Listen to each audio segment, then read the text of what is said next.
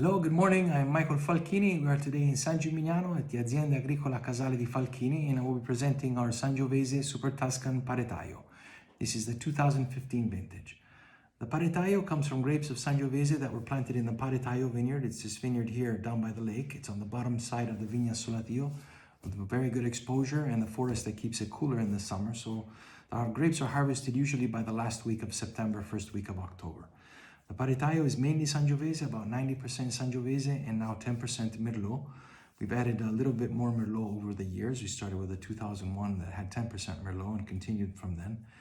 And after primary fermentation in temperature controlled stainless steel tanks, it does a secondary aging in small French oak barrels in the barrel room for about 18 months. After that, the wine is bottled and spends at least a year and a half in the cellar before it's released.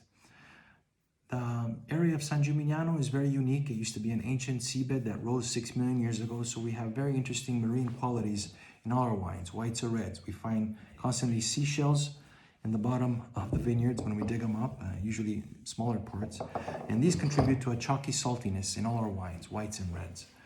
The Paretaio, as we pour it, is a wine that you can see immediately has a nice deep ruby red color.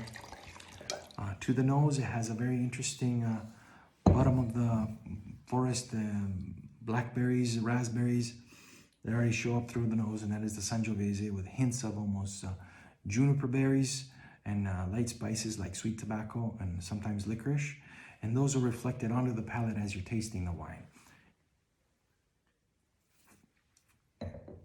Again, you get hints also of cardamom, again, jammy fruit, and then mineral characteristics towards the end that kind of makes your mouth salivate. It's a great wine to be paired, obviously, with red meats. Skewered lamb is another idea. Obviously, bistecca fiorentina. And enjoy. Salute.